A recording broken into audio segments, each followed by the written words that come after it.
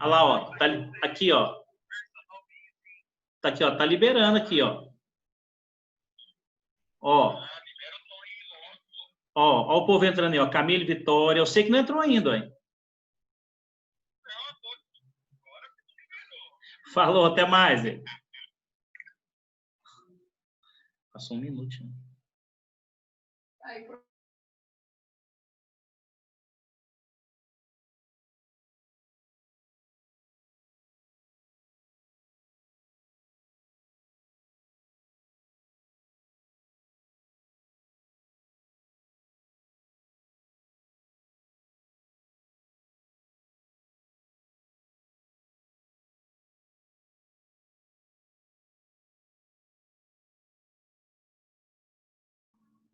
Boa tarde a todos, tudo bem?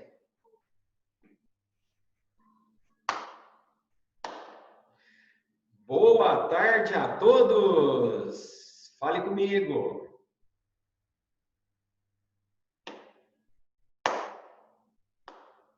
Aí sim, boa tarde, boa tarde, boa tarde, boa tarde, boa tarde, Daniela, boa tarde, Dudu, boa tarde, Lucas, boa tarde, Lucas, Rafael, Gabi, Felipe, boa tarde a todos. Vamos lá? Vamos começar mais uma semana aqui, muito boa, né? Hoje iremos terminar a Revolução Russa, né? Já a segunda fase da Revolução Russa, já uma terceira fase do processo da Revolução Russa, que seria então a ditadura stalinista, né? Eu vou sair aqui da frente para que vocês possam tirar um print da nossa aula de hoje. Essa, então, é a nossa aula de hoje, ok?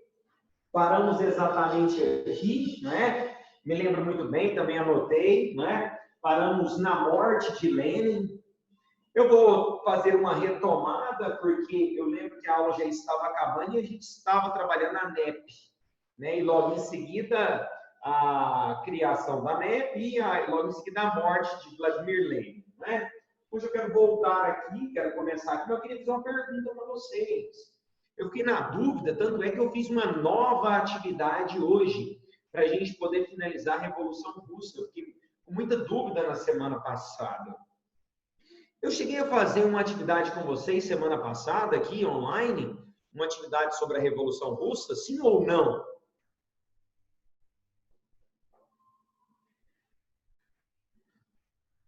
Sim ou não? Fiz, não é? Fiz. Beleza, hoje eu fiz uma outra atividade para poder finalizar a Revolução Russa. Então, hoje a gente finaliza a Revolução Russa. Semana que vem vamos trabalhar o período entre guerras, né? Que é a formação do nazifascismo, seja na Itália, na Alemanha, crise de 29, até chegarmos na Segunda Guerra Mundial, ok? Vamos finalizar então aqui, né, o conteúdo de Revolução Russa. Um conteúdo muito recorrente em vários vestibulares. Hoje eu estava fazendo um material para vocês, né? Coloquei aqui algumas questões aqui para vocês. Vocês vão perceber a recorrência da Revolução Russa, não é? Geralmente, Revolução Russa e Guerra Fria, quando se retrata a prova do Enem, geralmente cai ou em atualidades ou na prova de geografia, ok? Porém, também há uma pequena recorrência na prova de história. Agora, os demais vestibulares, como, por exemplo, hoje eu coloquei uma questão da UEG, Universidade Estadual de Goiás, para que a gente possa fazer, para vocês entenderem a importância de se estudar a Revolução Russa. E outra, gente, é impossível entender a Guerra Fria se não entender a Revolução Russa. É impossível. Mas vamos lá, então. Até porque, olha aqui, ó. Olha aqui, dá uma olhadinha aqui no topo do quadro. A criação da União das Repúblicas Socialistas Soviéticas. URSS, União das Repúblicas Socialistas Soviéticas. Foi criada justamente por Vladimir Lenin, ok? Beleza? Tranquilo, podemos começar então. Tira um print que entrou depois, eu vi que uma galera acabou entrando depois. Fique à vontade, tira um print aí do nosso quadro, da nossa aula. E vamos lá, vamos começar. Gente, em 1921, logo após vencer a Guerra Civil, e quando eu digo vencer, não digo apenas para Lenin, muito menos apenas para Trotsky, eu digo os bolcheviques. Os bolcheviques venceram a Guerra Civil, né, que percorreu aí, gente, para vocês terem ideia, de 1917 para 1918 até 1919, e logo após vencer a Guerra Civil, Lenin, em 1921, criou a NEP, que significa New Economic Policy, ou seja, nova política econômica. Em português, nova política econômica. Cara, o que significa a NEP? A definição da sigla eu entendi, mas o que significa a NEP? Veja bem, muitas pessoas cometem erros grosseiros quando se retrata a NEP, quando a gente aborda a NEP. Cuidado, não cometa erros. NEP, nova política econômica, criada por Vladimir Lenin durante o processo revolucionário, durante a Revolução Russa, onde 50% da economia da Rússia continua sendo estatal, isso significa que era controlada pelo Estado, segundo as perspectivas de Karl Marx e Friedrich Engels, ou seja, seria socialista, controlada pelo Estado e pela ditadura socialista, e 50%, cuidado, é aqui que muitos cometem erros. Muitos colocam assim, ó, abordam assim, 50% capitalista, errado. Não é capitalista o termo correto a ser usado. 50% aberto para o capital externo. Então, a Rússia reabriu a sua economia para o capital externo, para o investimento externo. Coisa que tinha sido fechada, a economia tinha sido fechada, anteriormente por Lenin, na segunda fase da Revolução Russa. É equivocado utilizar o termo capitalista. Mas aí você vai me dizer assim, Calef, mas foram países capitalistas que investiram na Rússia nesses primeiros. Porém, o país estava implantando uma ditadura socialista. Então, o correto é dizer que a economia estava aberta para investimentos externos. Ok? Perfeito? Tranquilo, gente? Então, 50% estatal, socialista, controlada pelo Estado socialista, pela ditadura socialista que era governada naquele momento por Lenin, Vladimir Lenin, e 50% era aberto para o capital externo, ou seja, para investimentos externos de outros países que queriam investir dentro da Rússia. E aí, é nesse momento que Lenin volta a estabelecer uma relação comercial com outros países, países capitalistas, inclusive. Ok? Tranquilo? Beleza? É aqui, gente, é aqui que a gente faz uma abordagem extremamente importante. Eu sempre gosto de fazer uma comparação da Rússia em 1921 com a China após a morte de Mao Tse-tung. Mao Tse-tung, quando assumiu o governo chinês, ele promove também o comunismo de guerra, ou seja, o fechamento econômico e político da China. Porém, após a morte de Mao Tse-tung, já na final da década de 70, início da década de 80, nós temos aos poucos, obviamente de forma gradativa, a reabertura da economia chinesa. E muitos falam assim, ó, a China atualmente é 50% estatal e 50% capitalista. Também está errado. Nós chamamos de socialismo de mercado. Escuta bem, nós chamamos de socialismo de mercado, ok? Ou seja, aberto para investimentos externos. Tal como a Rússia, a China recebeu indústrias multinacionais, automobilísticas, o que possibilitou a China se tornar uma grande potência econômica e uma grande potência industrial. Eu gosto de fazer essa comparação para que vocês entendam e não cometam erros. Caleb, o que era estatal na Rússia? Esquece a China novamente. O que era estatal na Rússia e o que era aberto para o capital externo? Estatal: hidrelétricas, metalúrgicas, petrolíferas. Essas eram estatais, ok? Essas eram controladas pelo Estado. Inclusive, são estatais até hoje. Hidrelétricas, metalúrgicas, muitas hidrelétricas, muitas metalúrgicas e petrolíferas, produtoras de gasoduto na Rússia até hoje são controladas pelo governo, são controladas pelo Estado. Por mais que a Rússia hoje tenha se tornado absolutamente capitalista, mas ainda há legados, ainda há heranças do mundo soviético, do mundo socialista.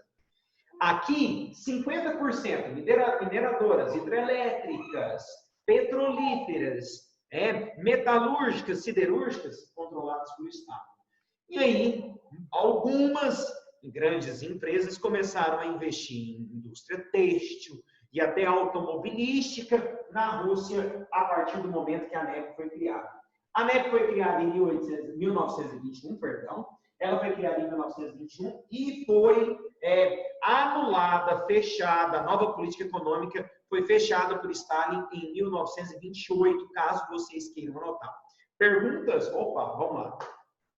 Professor, ambos cometeram um erro de não organizar a agricultura para alimentar a população antes de decretar o comunismo de guerra. Perfeito, Giovanni. Eu considero a sua análise absolutamente perfeita, absolutamente coerente.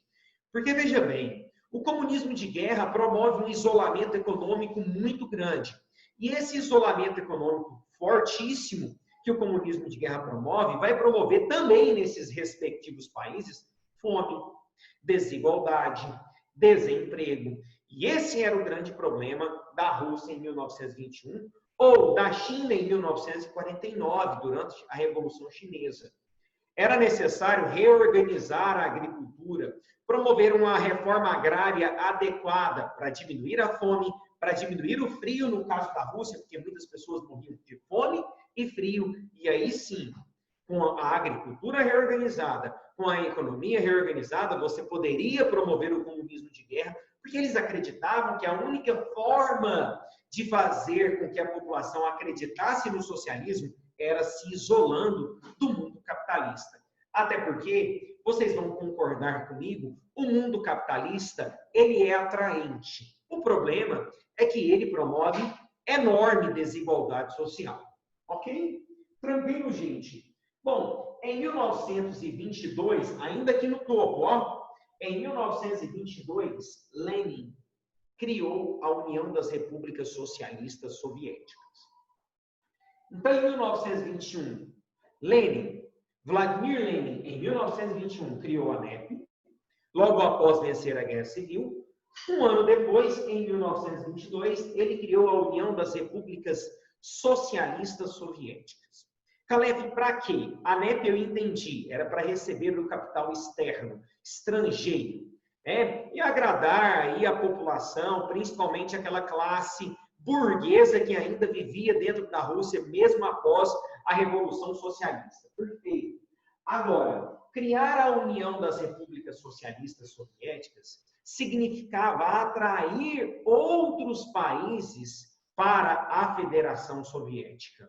Outros países que, obviamente, concordariam com a ditadura socialista, que, obviamente, concordariam com Moscou, até porque, na segunda fase da Revolução Russa, nós já falamos sobre isso, a capital foi transferida para Moscou, lembra disso? A capital foi transferida para a cidade de Moscou, na segunda fase da Revolução Russa, na fase bolchevique. Então, a ideia era atrair países que seriam governados por um governo central em Moscou, que, no caso, aqui ainda era governado pelo Lenin, Vladimir Lenin. Ok? Caleb, deu certo? Deu. Atraiu inicialmente alguns países, o que ajudou na produção agrícola, no mercado consumidor, que ajudou, então, na economia. Mas sabe quando que isso deu certo? durante o governo de Stalin e principalmente após a Segunda Guerra Mundial, quando a União Soviética vai anexar todo o leste europeu.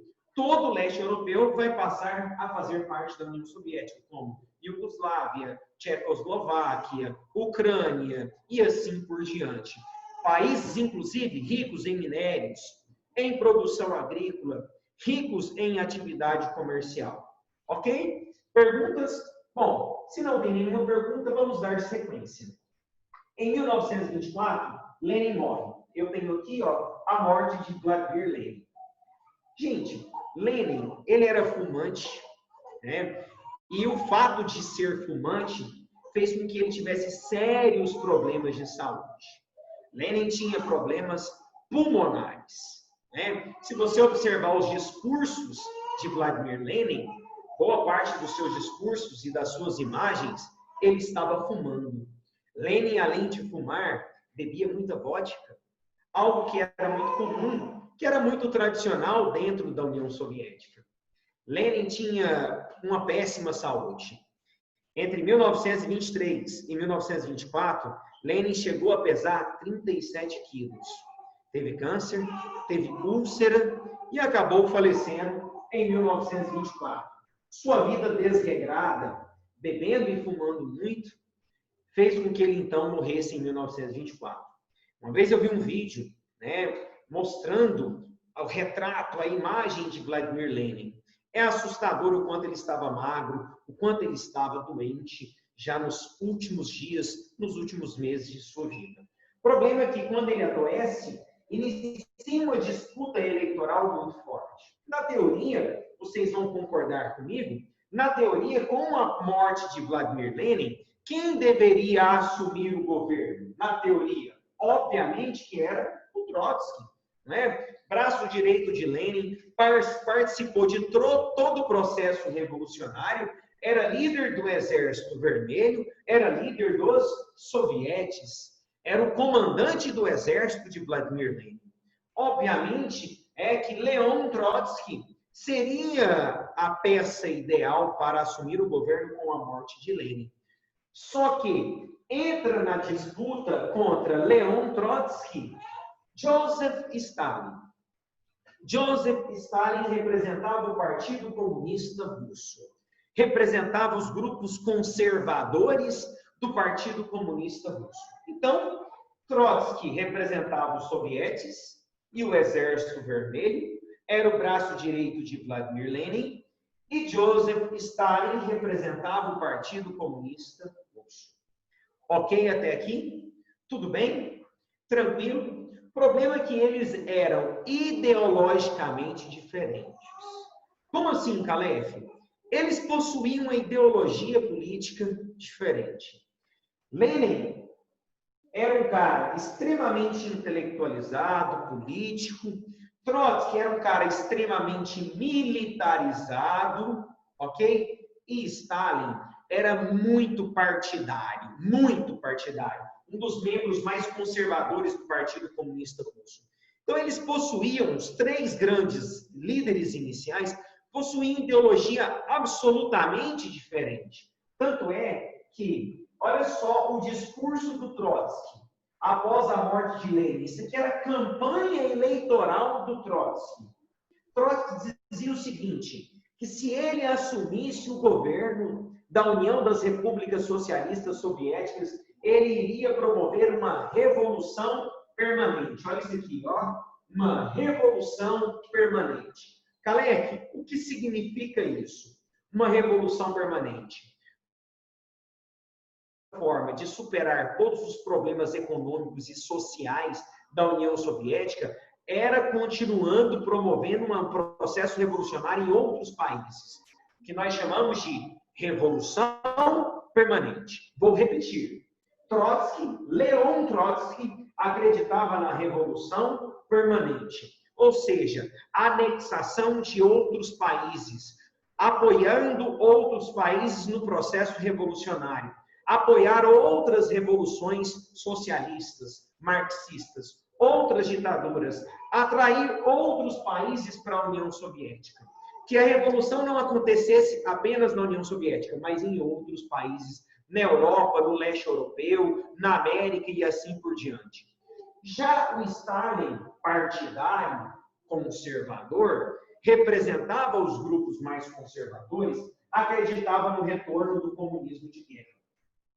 E você vai me dizer assim, mas poxa vida, Calef, todo mundo sabia que o comunismo de guerra não deu certo. Não deu certo porque a União Soviética, perdão, eu ia falar Rússia, né? A União não é mais Rússia.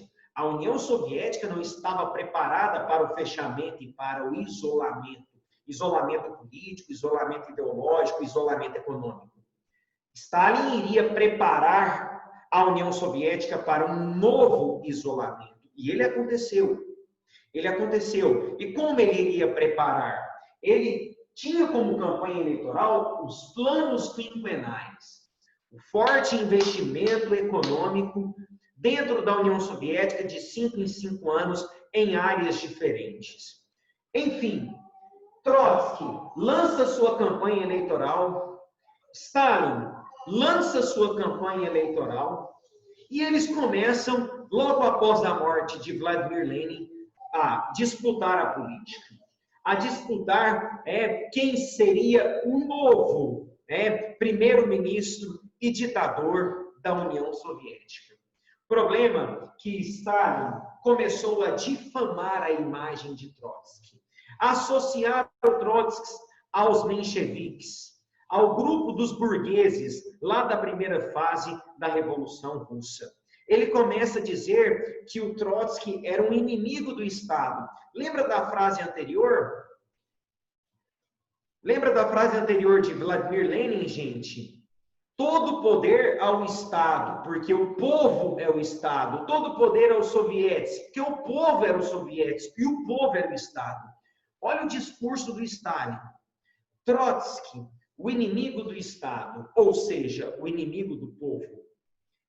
Stalin, o amigo do Estado, ou seja, o amigo do povo.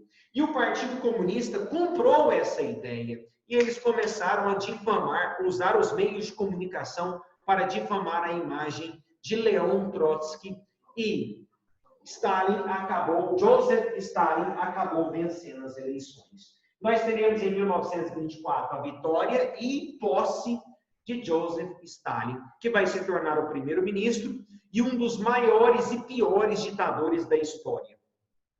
Totalitário, autoritário, perseguidor. Stalin assume o governo em 1924, vai governar até 1953, e você deve estar se perguntando, e Trotsky, Calef, após perder as eleições, fugiu para o exílio, foi viver no México, onde, olha as aspas, misteriosamente, Leon Trotsky acabou sendo encontrado assassinado. Obviamente que nós, da história, sabemos interpretar o que aconteceu com Trotsky. Trotsky foi assassinado a mando de Stalin, por incrível que pareça, no México, onde ele vivia no interior do México, no exílio, fugido do ditador Stalin. Trotsky é morto anos depois da sua derrota eleitoral. E aí você deve estar se perguntando, por que Stalin mandou apagar a imagem de Trotsky, matar o Trotsky? Porque ele tinha muito medo de um possível retorno, uma possível tentativa de golpe de Estado, já que ele era líder dos soviéticos, do povo, já que ele tinha muito carisma entre a população. Só que aqui as eleições não eram eleições populares. Eram os membros dos partidos e os líderes sindicais que votavam, e por isso que Stalin venceu, dando início à ditadura stalinista.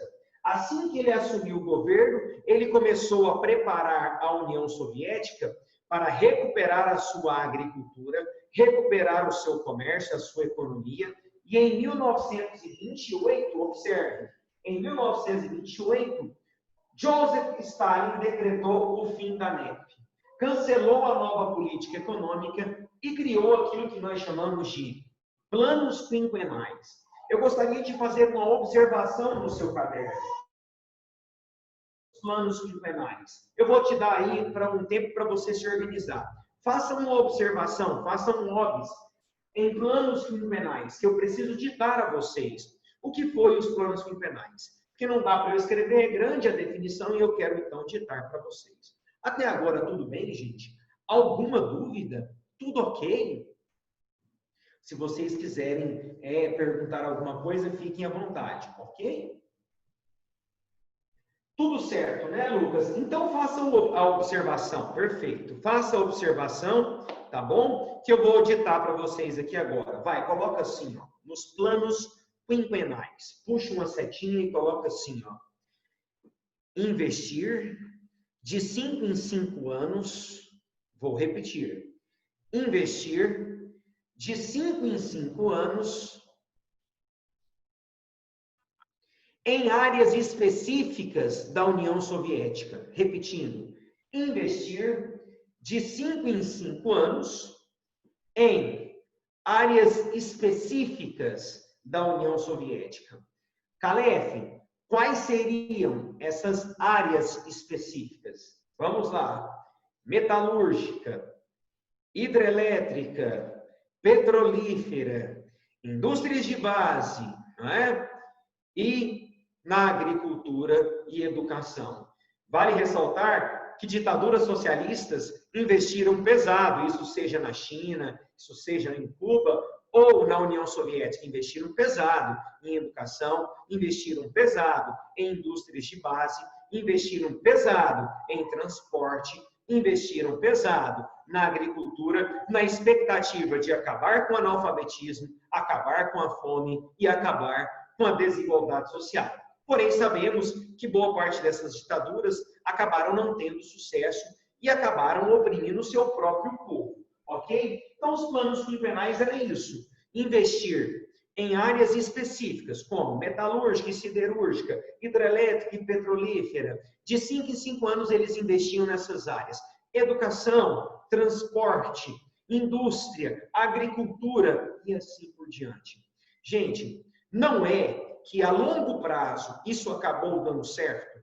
Para vocês repararem, durante toda a Guerra Fria, a União Soviética era uma mega potência militar, era uma mega potência econômica. Mesmo ainda tendo muita desigualdade social, eu costumo dizer que o Stalin tirou da boca da população para investir no militarismo, na produção bélica, para investir em armas, para investir na indústria. Enquanto o povo soviético morria de fome, Stalin investia pesado em armamentos para a Segunda Guerra Mundial e depois, pós-Segunda Guerra Mundial, para também a Guerra Fria. Tanto é que ele criou os Kulanks. Quem sabe o que eram os Kulanks? Vai, fala comigo, gente. Quem aqui na sala sabe o que eram os Kulanks? Vai, pode abrir aí se você quiser, fala comigo. Quem sabe o que eram os Kulanks? E aí? O que eram os Kulanks? Ninguém. É voluntário a dizer o que eram os Kulanks, meus amados? Pois bem, então eu digo, todo mundo já ouviu falar de campos de concentração, não é?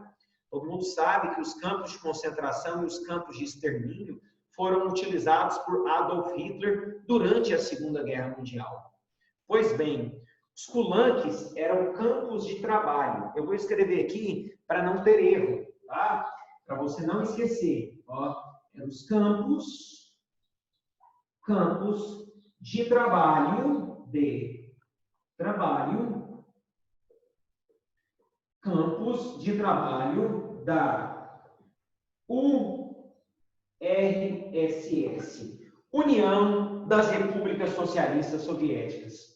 Vocês, então, talvez não saibam, mas vão saber agora, porque eu vou dizer a vocês, mas quando Hitler construiu os primeiros campos de concentração, ele se baseou nos Kulanks de Stalin.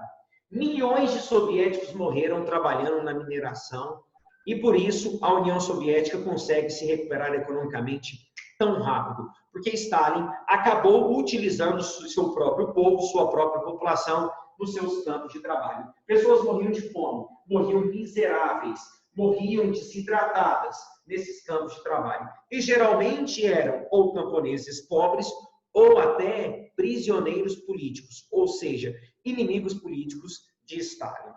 Tranquilo? Gente, tranquilo que eram os Pulanques, tranquilo que era a NEP, tranquilo que foi a criação da União Soviética, o comunismo de guerra, os conceitos cruciais, pronto, matamos. Stalin, então, começa a governar em 24, vai governar até 53, ou seja, ele governou durante todo o período entre guerras, ele governou durante a crise de 29, e o único país que não sofreu com a crise de 1929 foi justamente a União Soviética, porque não era capitalista, e a crise de 29 era uma crise do sistema capitalista. Ele governou até durante a Segunda Guerra Mundial, e em 53 ele morre, e aí nós teremos os sucessores de Stalin, ok?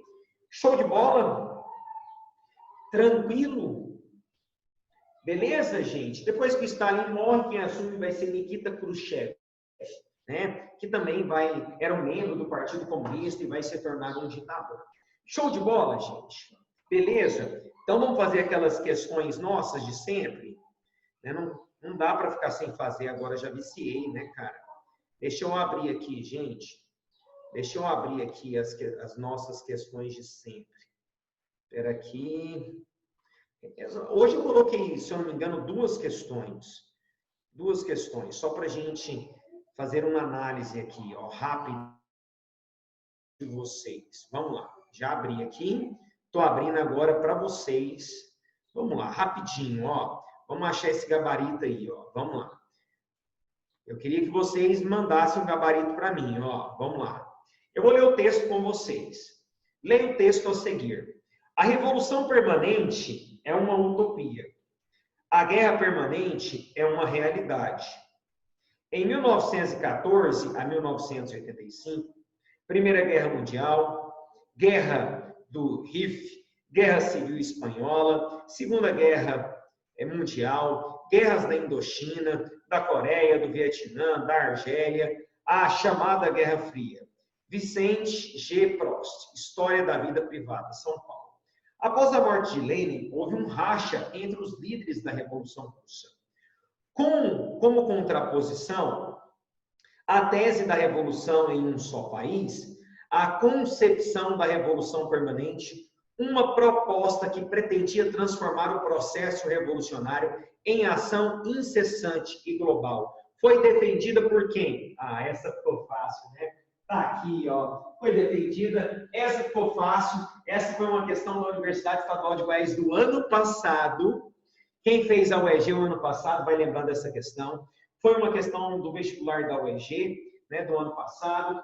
Trotsky defendia a Revolução Permanente. Letra B, Trotsky, líder do Exército Vermelho, líder dos sovietes, defendia, então, a Revolução Permanente. Enquanto Stalin, que foi sucessor do Lenin, mas disputou as eleições com Trotsky, defendia o retorno do comunismo de guerra. Ok? Beleza? Show de bola? Tenho mais uma questãozinha para vocês. Bem legal, discursiva agora. Vai.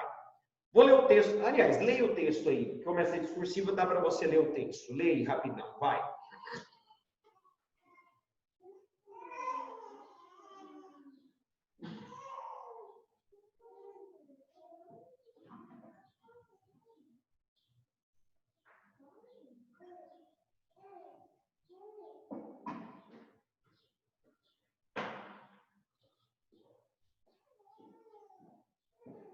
E aí, meus queridos, meus amados, conseguiram ler aí direitinho? Come ananás, mastiga perdiz. Come ananás, mastiga perdiz. Teu dia está prestes, burguês. Vladimir Mayakovsky. Come ananás, 1917. Sei nem se a expressão está certa, né, do ananás. Mas vamos lá, olha o texto. Cidadão fiscal de rendas, desculpe a liberdade, obrigado. Não se incomode, estou à vontade. A matéria que me traz é algo extraordinário. O lugar do poeta da sociedade proletária, ao lado dos donos de terras e de vendas, estou também citado por débitos fiscais. Você me exige 500 rublos por 6 meses e mais. Cidadão fiscal de rendas, Eu encerro, pago 5 e risco todos os zeros. Tudo o que quero é um palmo de terra, ao lado dos mais pobres camponeses e obreiros. Porém, se vocês pensam que se trata apenas de copiar palavras a esmo, eis aqui, camaradas, minha pena. Podem escrever vocês mesmos. Vladimir Mayakovsky conversa sobre poesia com o fiscal de rendas em 1926, na União Soviética. Indique 2 características da produção cultural da Rússia nos anos posteriores da Revolução de 1917. Para vocês terem uma ideia, essa é uma questão, deixa eu só te mostrar de onde que é essa questão. Segunda fase, FUVEST 2018. 2 características da produção cultural da Rússia após a Revolução de 1917. Primeiro, toda a produção cultural era controlada pelo Estado socialista, pela ditadura socialista. Havia censura, não só dos meios de comunicação, mas havia censura também da produção cultural. Então, eles promoviam censura, eles promoviam o controle dos meios de comunicação, eles promoviam o controle de toda a produção cultural, e eles promoviam, acima de tudo, a exaltação dos partidos, do Partido Comunista Russo, e a exaltação da ditadura, a exaltação do comunismo e a exaltação dos líderes. Primeiro a exaltação de Lenin, depois a exaltação de Stalin. Acabei de te dar várias características, não só uma, mas várias características, né, da produção cultural da época. Deixa eu ver aqui se tem alguma observação, se tem alguma pergunta. Ah, vocês me deram uma resposta, letra B, aquela hora, beleza. Letra B. Indique e comente uma crítica e uma proposta de mudança presente nos 2 poemas. Bom, não sei se vocês perceberam, mas a crítica era o quê, gente? A desigualdade promovida pelo burguês, pelo capitalismo, a desigualdade, né? A fome, os problemas sociais promovidos pelo capitalismo. Ó, cidadão fiscal de rendas, desculpe a liberdade, obrigado, não se incomode, estou à vontade. A matéria de que traz é algo extraordinário. O lugar do poeta da sociedade proletária. Ao lado dos donos de terras e de vendas, estou também citado por... Você me exige 500 rublos por 6 meses e mais. Então, ele mostra que existia, mesmo com todo o processo revolucionário, desigualdade, problemas sociais, fome. E qual a solução, né, presente, a mudança presente? Que o fazendeiro e o trabalhador sejam tratados da mesma forma, paguem os mesmos impostos e tenham os mesmos direitos sociais, os mesmos direitos econômicos. Gente, tudo bem até aqui? Tranquilo? Bom, eu tenho mais 1 minutinho e meio, então eu tenho mais uma questão, ó.